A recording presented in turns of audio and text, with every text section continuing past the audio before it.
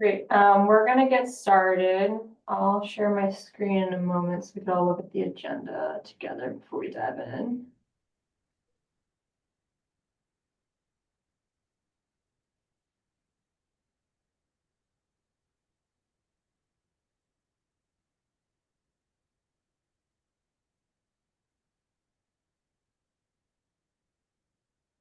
Are you all seeing the agenda? Yeah, great. Okay. So the plan for today, and welcome everyone, just to introduce some ground where we are. This is our third education cross-cutting meeting for the update to the climate action plan.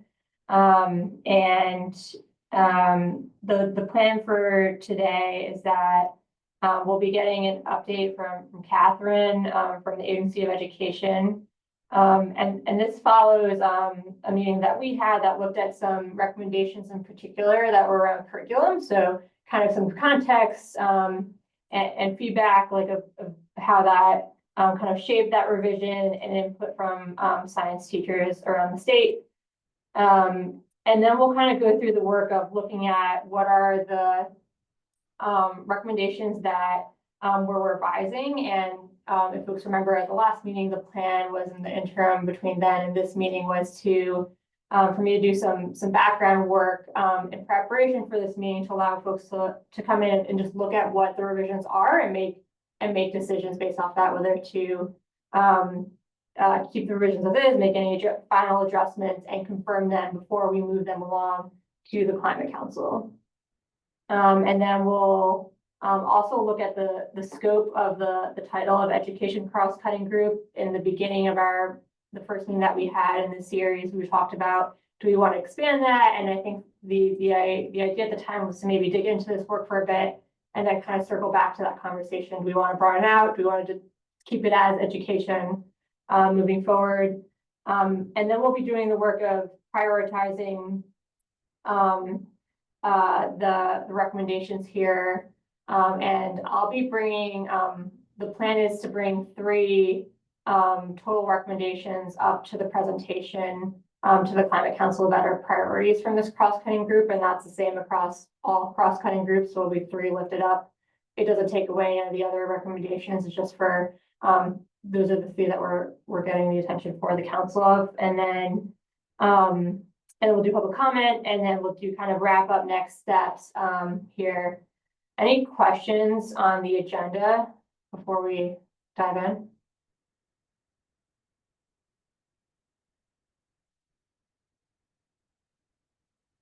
I guess I have a question. I have a question that's not about the agenda, so we'll save it for later. Okay. Okay, great.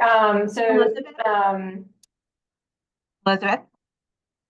Sorry, I just wanted to let you know I had an appointment come up that I have to take at 1, so I'm gonna need to sign off about 12:40. That's totally fine. Thanks. Yeah. Yeah, so actually, would you like to start to go into the kind of pre-work you did to survey science teachers and an update on that? Sure. First, my name's Catherine Rossman. I am the science specialist at the Agency of Education. And I've been in my position just about 1 year and 3 quarters. And one of my strong interests is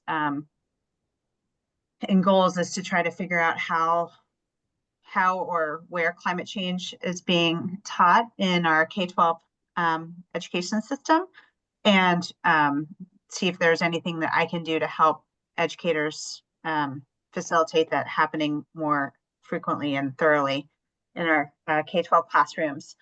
And so I sent out a survey after having met with Elizabeth a couple weeks ago. I sent a survey out to my listserv, which again, just science teachers. And I want to first acknowledge that well aware and firmly believe science is just a small piece of the climate change pie that needs to be addressed in schools. And so I want to just frame this, it's limited data, and because it's just coming from science teacher lens. But I asked educators, gathered some basic information about what grades they taught, and if they, yes or no, if they taught climate change, if they're going to be teaching it this year, what the importance is that they place on teaching climate change, their comfort level in teaching climate change, and then challenges and what they might need to be more prepared to do so. So largely, just to quickly go through some of the data, it's not going to sound like a lot, but it's a lot given past responses or lack of responses I've had for other surveys. I had over 50 educators reply and take the survey. And just shy of 71% said that they think it's important to teach climate change in the classroom, in their curriculum. 45 have on a Likert scale of 1 to, these are all based on Likert scales of 1 to 5. 45% said they felt very comfortable teaching climate change. And then, let's see, about 29% were on the Likert scale of 3 or lower of their comfort level in teaching climate change. 67% said that they are currently teaching or plan to teach it this year. 23% said no, and 10% said maybe. In terms of the challenges that I gave them a list to choose from: insufficient resources, sensitivity to the topic, limited curriculum, resources available, they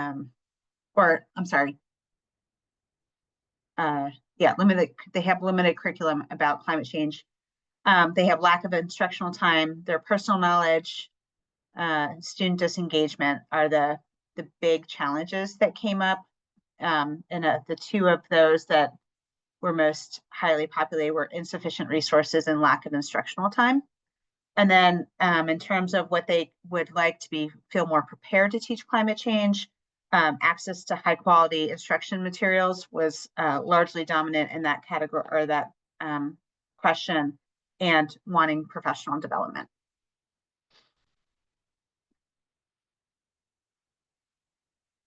Great, thank you. That's it. Yeah. Alice, you have a question?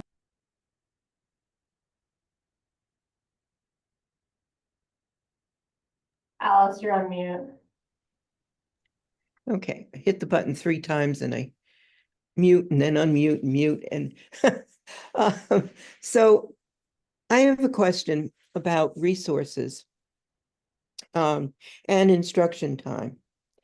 I wonder if schools could be looking at the communities that they're in, like especially, well, yeah, all the schools from elementary in the specific towns, and middle, junior high, and high school, so high schools.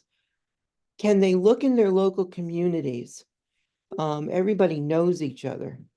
And like here in Waitsfield and the Mad River Valley, we have many resources within the town that would come in and do climate change sessions and environmental issues and flooding issues. I can name them. We've got Friends of the Mad River. We've got Mad River Path. We have Friends of the Winooski River that would certainly come in. River Conservancy. Even local planning commissioners and select boards that are dealing with climate change issues. If they could come and look in municipalities for local resources that would be able to come in and do sessions for them, and also help teach them and what resources to use. So, that's a recommendation I would have for the schools on resources. I think that's really an important piece that you highlight, Alice, is the community collaboration piece that climate change education lends itself so strongly to. Mhm. And so I think that's solid. I think teachers really struggle with finding like the core pieces that like to think about in terms of the science, teaching about the science of climate so that students can understand that. And, you know, and again, it's not that there aren't resources in our communities like that, but, you know, for something, the technical aspects of it might be a little more challenging to build that understanding of, you know, again, just thinking of it through the science only lens. You know, those resources that you named, I think are super valuable, and I think really accentuate how collaborative climate change education should be, and the intersections that it have between social justice, economics, environmental, and then, you know, the science behind all of that too. And so I think it's a great point, and absolutely educators should be thinking out of the box or out of their classroom walls for that. Yeah, I can see it fitting into a biology class, Oh, or, you yeah, know, depending on what types of science they teach. absolutely. Yeah, It fits into so much. I mean, it fits into social studies and health, and I Mhm. mean, it's a very rich topic. So yeah. Okay, thank you. yeah. Thanks, Gerald. Did you have a comment? Yeah, so I'm just stepping in for Billy today and just read over the recommendations quickly. Two things jumped out and maybe I missed it, but the mention of health impacts on communities from climate change, and, you know, teaching children about those impacts, like why it's important to them, like in terms of their, you know, exposure to air pollution, and just like incorporating that into climate curriculum. And I know that we are supposed to be integrating more mention of health impacts from climate change.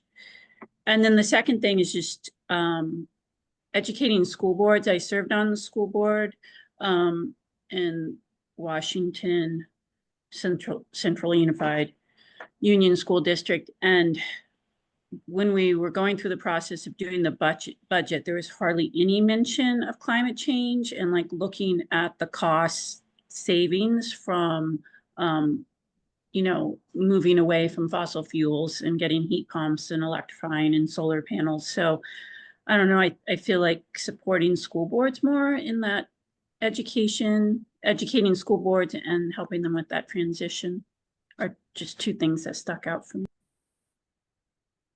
I'm just going to add, I'm glad you mentioned public health issues. I'm going to bring that back to Public Health Task Force that I'm on. I think that's one thing we didn't hit in our in the actions that we're putting together for the climate action plan. So I'll definitely put that in at our meeting on Wednesday. Thank you. Thanks. And if there aren't any other questions specific to what Catherine shared, I'll start sharing the Excel with the different, specifically the recommendation that this work around climate curriculum is on, and then we'll move to the others. Just quick practical question, Catherine, if you could share the results of the survey, that would be great to have access to and be able to refer to. I absolutely will. I apologize. I didn't have time. I got the numbers crunched, but I don't have them in a visual format. So I will send those off to Elizabeth later this afternoon. Thank you so much for doing that. It's really interesting stuff. And I'm Sure. glad to have the teachers' voices in this conversation. Okay. So I shared this in the chat, but also you should hopefully see my screen right now as well. So just to orient ourselves with this Excel, I made a lot of updates since we last met, largely around, I connected with Evan in our Climate Action Office, who's supporting the Agricultural and Ecosystem Subcommittee, and Jael, feel free to add in after I share a bit about this, but with a lot of cross-cutting groups, there's a lot of overlap between what the cross-cutting is working on and the subcommittee where originally resided, largely because the expertise still resides in those subcommittees as well. So there's a lot of overlapping recommendations in both, and our focus today are going to be I believe it's kind of three more education like curriculum, state education related recommendations. And then there's also the bottom we'll go to with the Office of Racial Equity, have been working on those, and that's kind of going to be our focus today. And the rest of these recommendations, I tried to pull as much as I can of what Ag and Eco had drafted so far, but I'm sure there's more that I don't have in here right now, but you could see the ones that are more related to like soil education, like land, like property owners, like those are being revised in the Agricultural and Ecosystem Subcommittee. Where they end up living at the end of the day with this plan, whether it's in the Agricultural and Ecosystem section or the cross-cutting section, will be decided upon by the Climate Council. But I just want to make everyone aware that like that work is happening, but it's largely happening in agricultural and ecosystems right now. So to bring our focus to the like climate curriculum, you'll see what I'm highlighting right now, where it says the original recommendation was create a climate curriculum teacher fellowship program to engage teachers in leading and sharing their climate curriculum ideas with other teachers. That was listed as advancing based off our work with Catherine and the pre-work that she did. We recommended that the revision change to seek funding source for a grant to create a climate curriculum for educators to develop, teach, and deliver curriculum that is open source and accessible. And I think, Catherine, feel free to add in, but a lot of it stemmed from what was just shared, but also that a lot of these ideas that we're talking about right now can't happen without the funding source. So that seemed like the best place to start for the revision. Catherine, do you have anything you'd like to add? Oh, you're on mute. Shelburne Farms has a climate change fellowship program for educators. So there's something that already exists. I want to acknowledge that's not necessarily accessible for everybody in the state of Vermont. And so I think just based on my exposure to other grant programs at the Agency of Education, having funding it's such a strong incentive for educators. And so I think that would be a way to really get climate change education emboldened in our schools. And, you know, in my ideal world, the one piece that I didn't say before is but I kind of alluded to climate change is such an interdisciplinary topic. And I think about like my dream world of having a grant funded program where interdisciplinary teaching teams develop climate change performance assessments or units for climate change that would be open source, be able to pass on to and used by other educators, and really help to build and just highlight the incredible outcomes that can come from such a rich topic that cuts across so many discipline boundaries. Yeah. I feel like two things jumped out at me from what you said, Catherine, of how we might that we might want to kind of include in the action. I heard you say like the importance of the interdisciplinary nature of climate change, and I wonder if we put something in here of like, you know, create an interdisciplinary climate curriculum. The other thing I heard you say that I've also heard folks in the outreach division here at Fish and Wildlife say is don't reinvent the wheel. There's a ton of amazing resources out there. They might need to be like tweaked or put together in order to kind of get where we're going. But maybe there's something in here as well of like find and build off of existing climate curricula resources that are relevant to Vermont educators in order to like, you know, make the most of what already exists and limited funds. So those are two things that I would propose like adding here, if that sounds accurate to others as well. I mean, maybe we could develop strengthen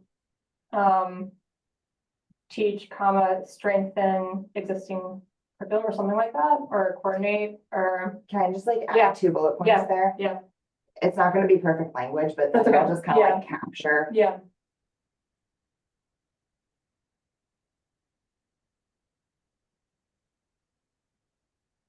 That's not interdisciplinary, right? You know, and I don't know if it would be, if it makes sense to specifically include you know, yes, there are a lot of climate curriculums that are out there. You know, is it important to emphasize or to tailor those, kind of amend those or adapt those to Vermont? Right, would be another angle that may be important to include here. Great.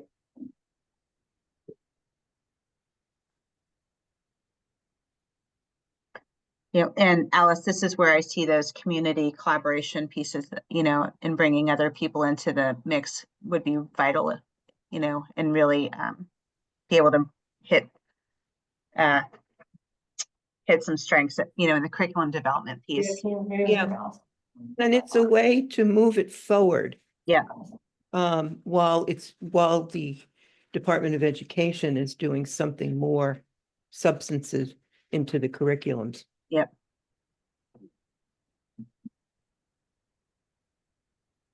I'm not seeing it. Joe, you go ahead. Yeah, so I work for the White River Natural Resources Conservation District, and we are starting a program, we're collaborating, well, they are now under the district, but Regeneration Corps, which is all about teaching climate resilient agriculture, regenerative agriculture to students. And so we're developing a curriculum. But I feel like conservation districts do a lot of education already in their communities. And we also collaborate with NRCS on a Envirothon. So there's those programs that exist out there in Vermont. I don't know where exactly that would end up. Yeah, maybe Jael, it's like build off of existing, not just resources, but also existing programs. Yeah. Entities that are doing this work, which is, yeah, similar to Alice's point. I might be in the wrong file. It's okay. I went through the public SharePoint. I'm not on Zoom, so I can't click those links in the chat. So maybe just, we could do another sentence. Or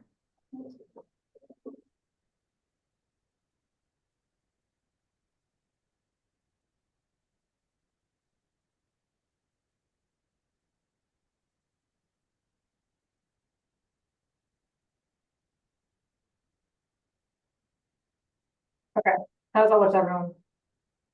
Oh.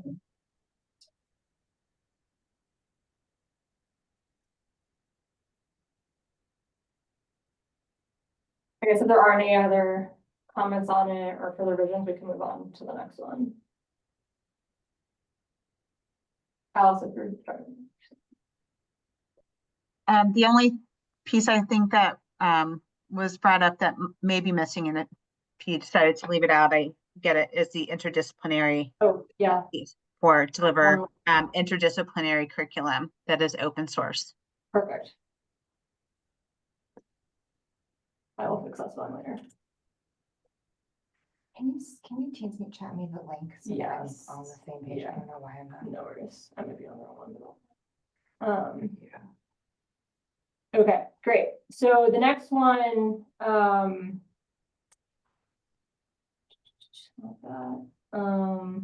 so this, just everyone's awareness, Catherine, I believe we talked about this one as well, in this amend the Vermont State Board of Education's education quality standards to incorporate environmental and climate change education at all grade levels. Parentheses, consider folding under science and displays curricula, no action taken. And that there isn't necessarily like a revised action here because that action will need to be taken with the legislator at this point. Yeah, that's a pretty big lift. They just I don't know the right terminology for the government stuff yet, but a new set of education quality standards just came out, and I think it's a pretty big lift to make changes to that. So I'm not quite sure what the process to make this happen would be, but. And I know we have Doug on the call. Doug had sent me some comments as well that I've I started to add into this Excel, but it was right before the meeting, so I didn't have a chance to add all of the notes and comments Doug, you had added yet. So if you have anything to add, feel free to let us know. But any questions on that one, comments before we move to the next?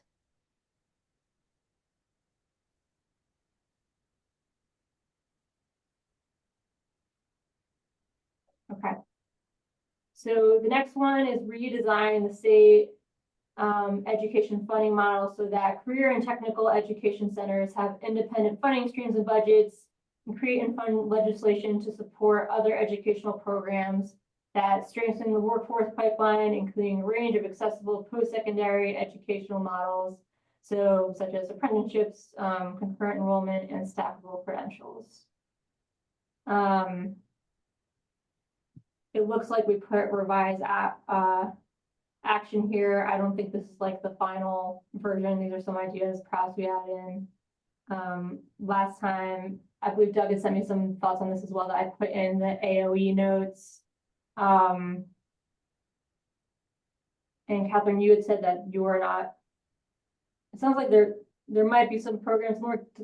Catherine or Doug, would you like to share your thoughts on this one?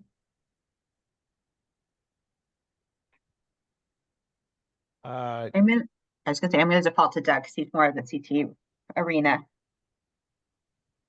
I think we are. Yeah, I just sent Liz some suggestions, I guess. I'd have to go back and look at it here, but there was another way of looking at the block on the left.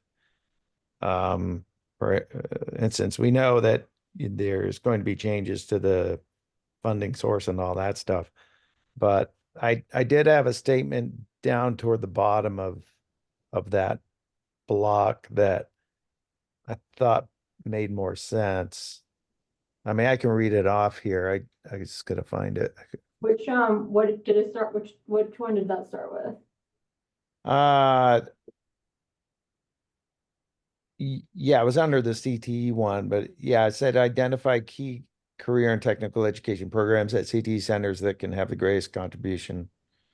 It also includes, it not only does it include secondary CTE, but it also includes adult technical education and career exploratory levels, and mostly in junior high. Yeah, could you send that in the chat and then we could all look at it? Yeah, let me see here. Also, I separated the registered apprenticeship and all that, that's, Department of Labor. And I guess my question is, are they somewhere else in the document? Or, okay, I'm gonna send the, Well, we also have a workforce development cross-cutting, and I think Yeah. some of the ones where DOLs like an implementer, those are living over there, so it's a bit separate, this section. yeah, I'm gonna put this part in the chat so you can take what you want out of it. But I'm just trying to emphasize that the career and technical education centers do a, they have basically those three categories that they can influence. And I also included in the email that I sent to Liz the top categories that could have the most impact, which was transportation, construction, engineering related, and agriculture, natural resources.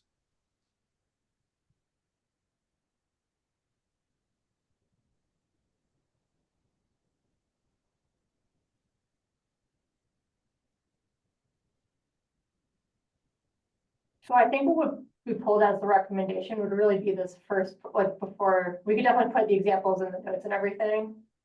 But it seems like starting with identifying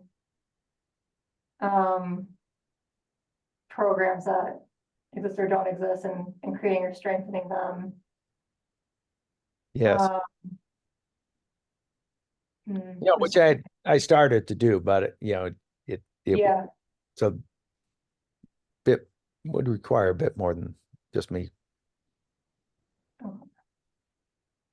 The other key thing when it comes to career and technical education, and also maybe as far as workforce development goes, is the identification of what we call industry recognized credentials. That would be the certifications and certificates of proficiency, et cetera, that would apply to workforce education and training systems as related to the work that needs to be done.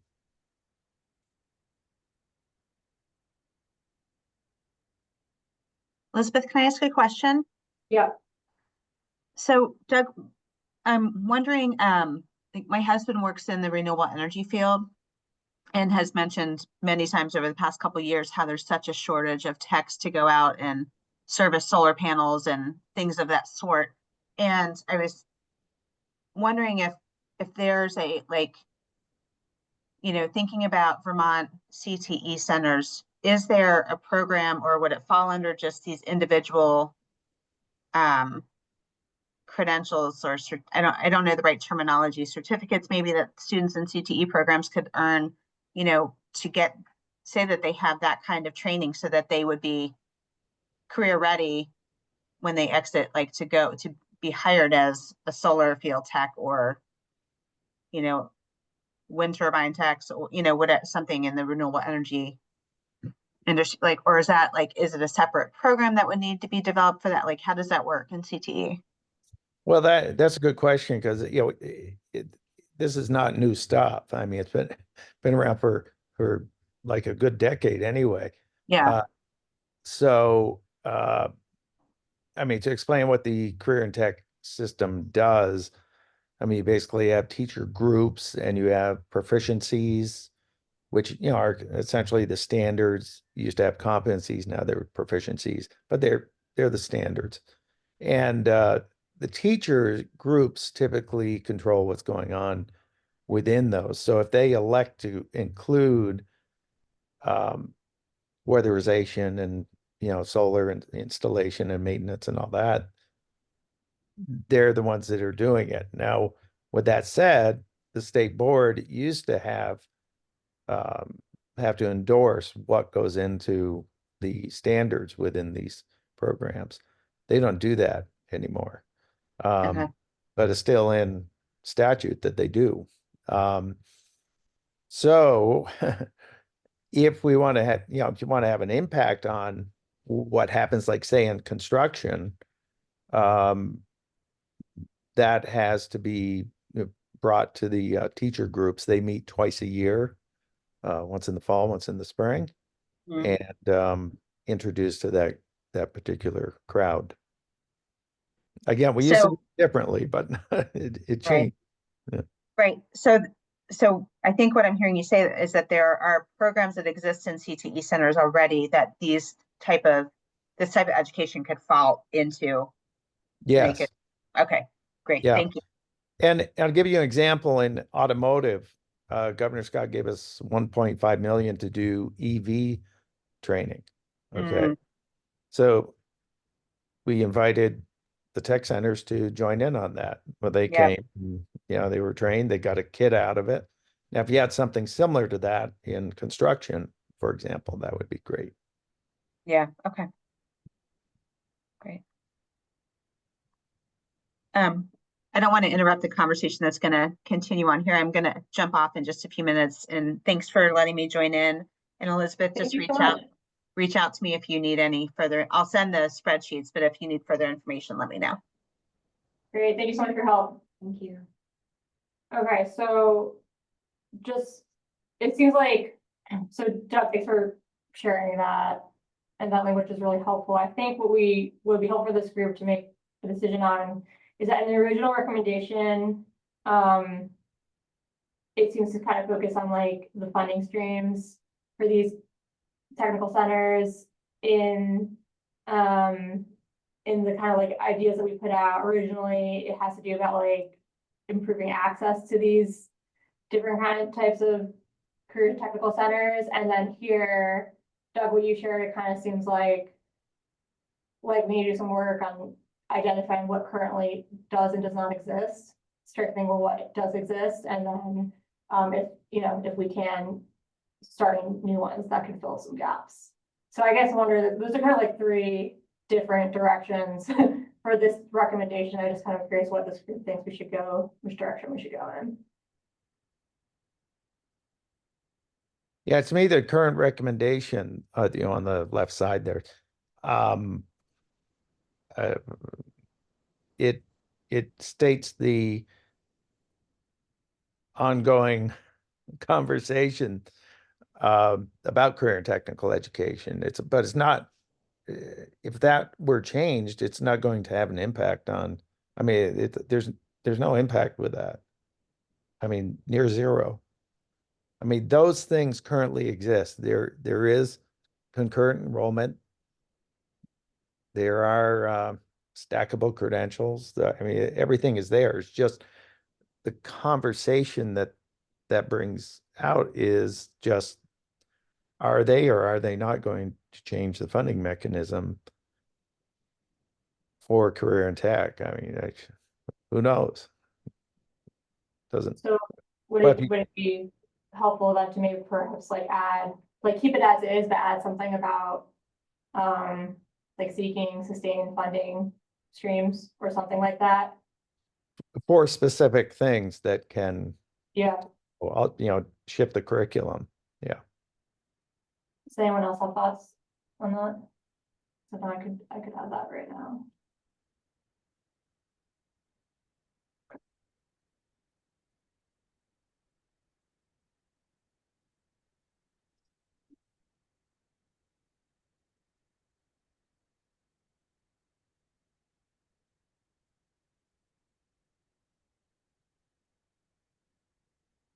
What was in the proposed revised language, I just moved to notes for the moment, so I could put this new one in.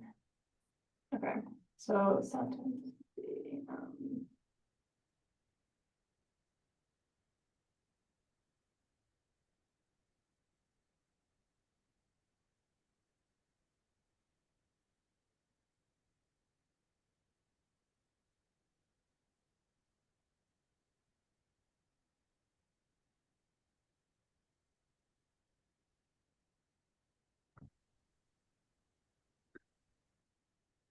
so I added one sentence that says, at the end, that says, seek sustained funding sources as needed to maintain or strengthen career and technical education centers. It does make the action like kind of wordy and long, but maybe that's okay. I don't know.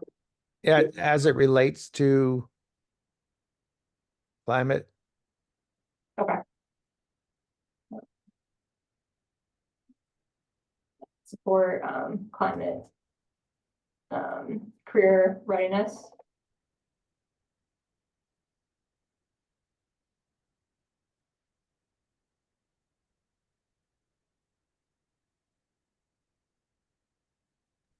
Right. Is that clear enough language, climate career readiness? Should we be more specific, like in the construction trades, in energy? I don't know. Or is that, does everyone know what that means? Yeah, I was trying to, yeah, It'd be helpful to be specific. yeah. So what, sorry, Dale, what were you saying? That's Well, just, it's the construction field, it's the energy, renewable energy field, it's Automotive. automotive, yeah, Transportation. Yeah. transportation, yeah. okay. I also heard, Doug, that you say that, the things that are in there in the parentheses already exist. Does that mean they should like be removed? Or is it just saying those things should be like supported more? I'm a little confused by this action. Personally, just, I don't have the deep knowledge, but I heard you say something about the apprenticeships, concurrent enrollment, second level credentials, where you have those things. So is that like not necessary to have those in the action? Um,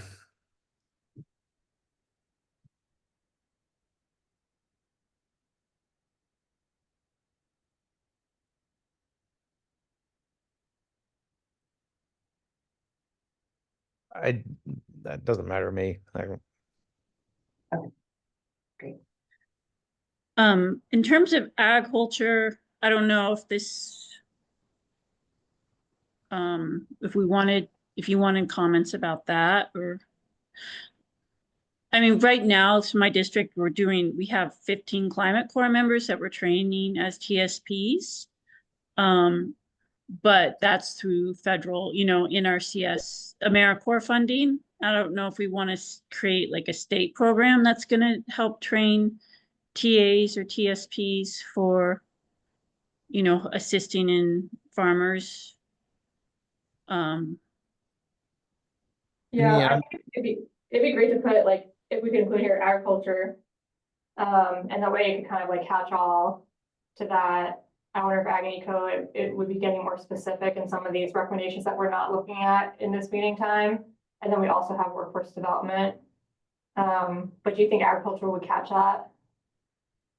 If we put that in, or should we Well- say like land planning, land use planning? Yeah, agriculture and conservation planning, Okay. or, yeah. Okay, In this section, yeah, I had it in the write-up that I gave you, Liz. okay, Agriculture as another Yeah. area. okay, yeah. So looking at what we added, how does that look to folks?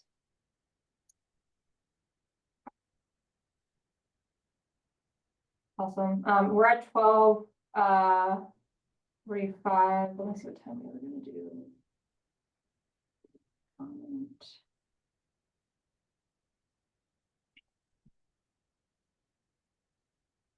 Yeah, so I don't think anyone from the public is on, but I'm just gonna pause for a moment for any public comment, just in case.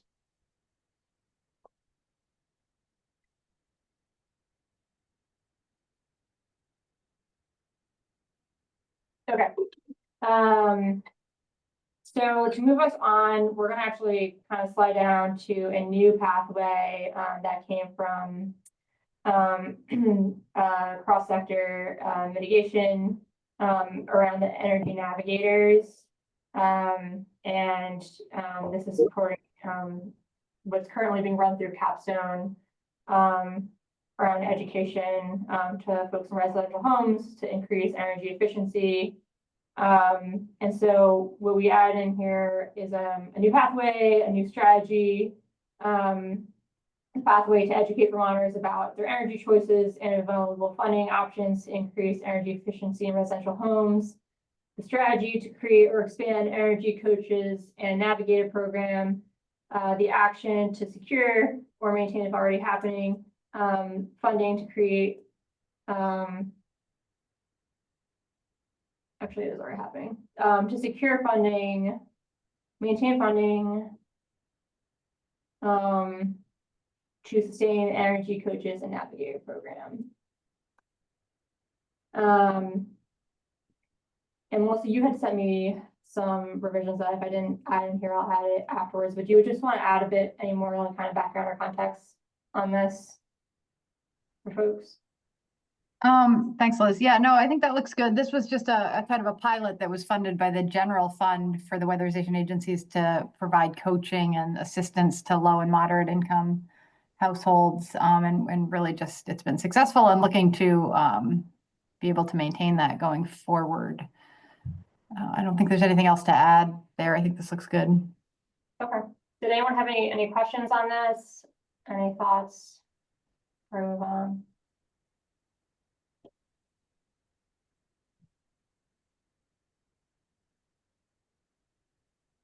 Does it need to have the language of lower and moderate income Vermonters, or that's not important? I believe it does. We should circle back with Jane. I think it is still going to be an income eligible service, as in like not for everybody. But we should Okay. confirm that. Okay, I'll check with Jane. And then is the group good with me adding LIDAC language, lower income language, if it is that case? Okay.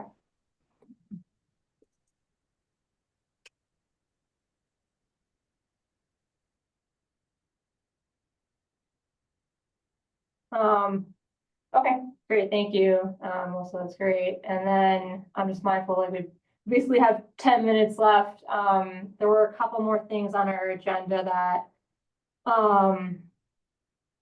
will be helpful to touch base on. So we kind of wrapped up the part of making decisions about the recommendations that we need to make decisions on or revise on. Again, the rest is being worked on through Ag and Eco. There is a last batch that I will just note for the group.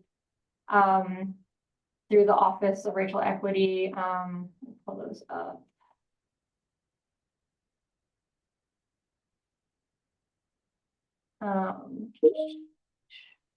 These ones, strategy 26C, the language of Vermont agencies must be reviewed and updated to be more equitable.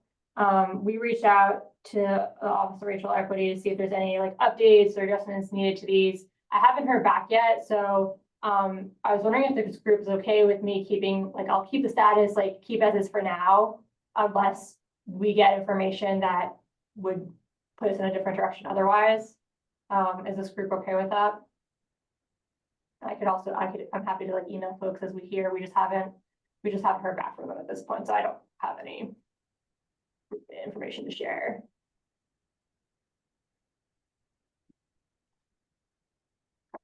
I think that makes sense too. So I don't think we should do anything on these like without them in the conversation. Something I noticed that we can talk with them about is that strategy, the language in Vermont agencies must be reviewed and updated to be more equitable. The actions underneath it are actually feel like broader than that statement to me. I feel like the strategy wording could be changed to express the breadth of actions that are underneath the strategy. So that's just kind of maybe a Maybe need to be broader. thing to note Yeah. that we can talk about with them. Let's go. Okay. Great. Okay, that sounds good. And I'll keep everyone posted as we receive that information. And then the next is talking about like confirming the scope of our title of education cross-cutting group.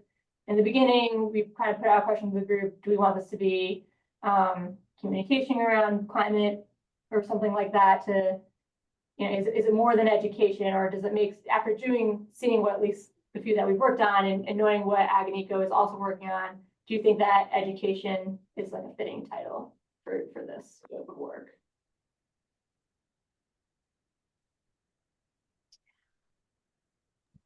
Well, oh, go ahead, Jen. Well, yeah, I mean, it's educating both through the school system, but also into the community. So like maybe just community education or having a, you know, so we're covering, so people know that we're working to educate all different types of groups, not just in the school district.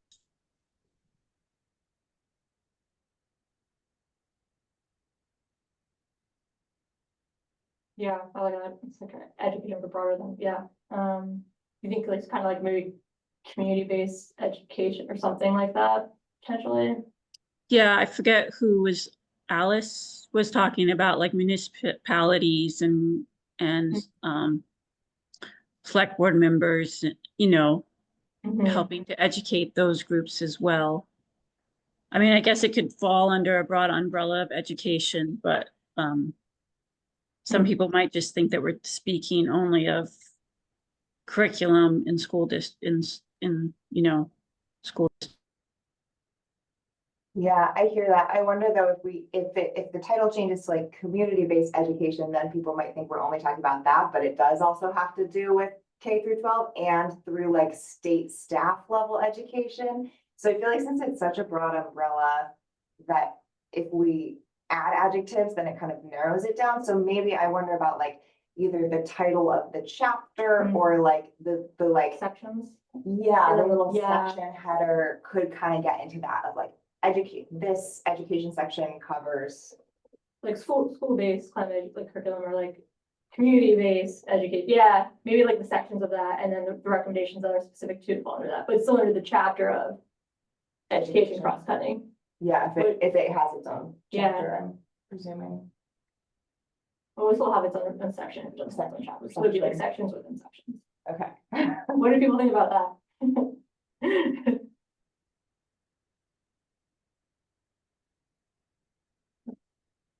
You good? I guess we're also asking about communications. Yeah, In general, which I feel Yeah, like there wasn't anything added in here that was like communications, but not education. right, right.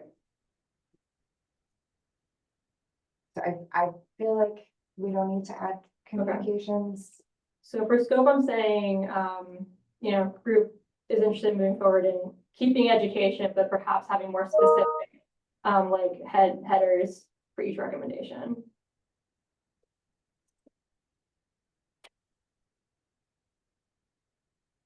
And if it does feel important to have actions in here that talk about the communications we're doing, such as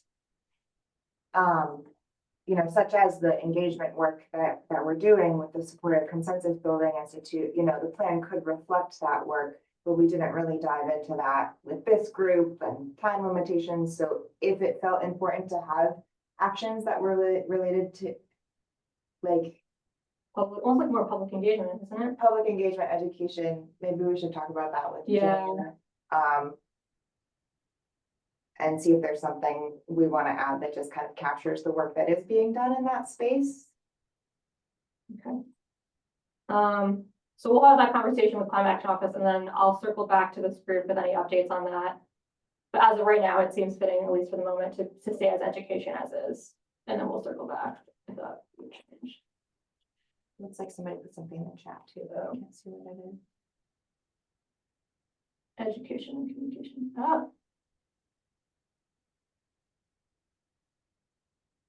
It's just the old brand of education. We all go school Yeah, Hmm. yeah. and educational, but that soften up and make it, I don't know. Okay, so I'm just mindful that we have like 5 minutes left.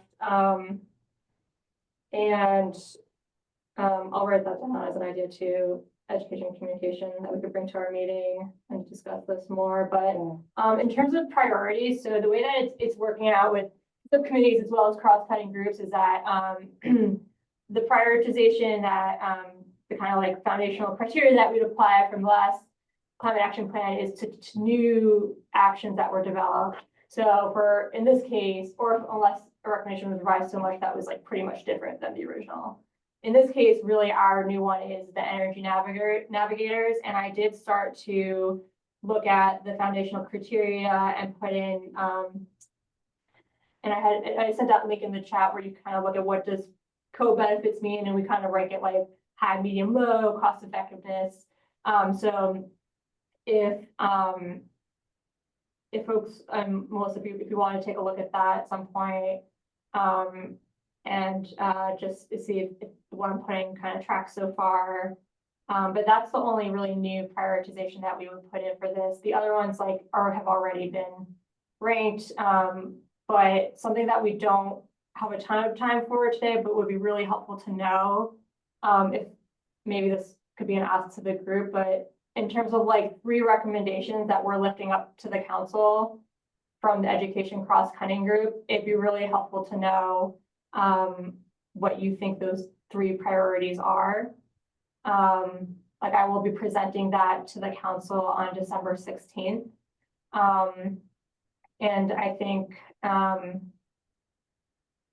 maybe for the ones that we worked on, not the ones that are like kind of highlighted in green from Ag and Eco, because Ag and Eco could be lifting those up. But from the ones that we worked on, which are basically, we looked at 4 recommendations. And also, I would also add in there, you could also look at the ones from Office of Racial Equity that we're hopefully going to get more information on. But so would that be a fair ask to maybe like after this, you know, to send me what you think would be the top 3? And then I can like pull that together, send it back out to the group, so at least we know kind of like where we stand after this process ahead of that meeting. And I'll send an email out where I put in this request, but that's kind of like where I'm thinking at with the time that we have remaining and like the work that we still need to do, which isn't much, but just kind of like a ranking of those recommendations. Does that sound good to everyone? Yeah, so Liz, should we put our initials next to the ones it up, or just email you? Is there a preference? Like I can make columns with like folks' initials and then you can break what, or you can email me. I was just gonna send an email. Yeah, maybe just email me. Okay, Just send me an email, yeah. And I just wanna lift up that since we didn't get to the stuff that the Office of Racial Equity is doing, like, it feels hard to prioritize Yeah. without that. Yeah. So that's a bit of a challenge. I don't know if we wanna say like what our priorities are without that, or try and include how it currently is within our priorities. I mean, for the most part, they will still be in there, but with some revisions, right? I think they'll, I have no idea Yeah. what Office of Racial Equity will say. Okay. It's entirely possible that they'll say this work is covered by what we're doing. It doesn't make sense to have it in the climate action plan. I don't know what they'll say. yeah, It just feels weird to prioritize without that being, I know we need to do it now, so I'm just trying to wonder how to manage that since we don't actually have that information. okay. Would this group like to look at those recommendations? Or, no, okay, well, I think it should with all right, Shalini involved. yeah.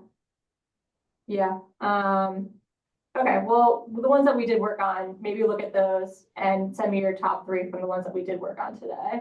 Yeah. If that's workable. I feel like some could be combined, like that when the curriculum is being updated for the whole agency of education, that it has to incorporate equity, like the history of inequity and racism and stuff. As we look at like what, within the science and social studies curriculum of climate change, we should also look at how we got here and kind of inequalities around that. So it could be combined. Yeah, I think Sophie didn't want us to start moving them until we met with or got the information from Office of Racial Equity, but that's a good note. But yeah, so I guess next step is that if you could send me your top 3 from what we worked on, but also if you have any thoughts like that one on those recommendations, the Office of Racial Equity will hopefully send us information on. Feel free to send me your thoughts as well. And at least we could carry that into the conversation with them. Just knowing that this is we're heading into the council meeting and the final meetings of cross-cutting. But yeah, does that sound good? And I'll send an email following with just what I just said too. Yeah, that's doable. Liz, just to clarify, it's actions that you want identified for prioritization, not strategies. Yeah, it's actions. Okay, so top 3 actions, and this is the SharePoint version that you have up. Yes. Okay, thanks. Yeah, I'll send that out. I'll send the link out again too in that email. okay, thanks. Yeah. We gotta hop. All right. Thank you so much, everyone. Thank Have a you. good day. Bye.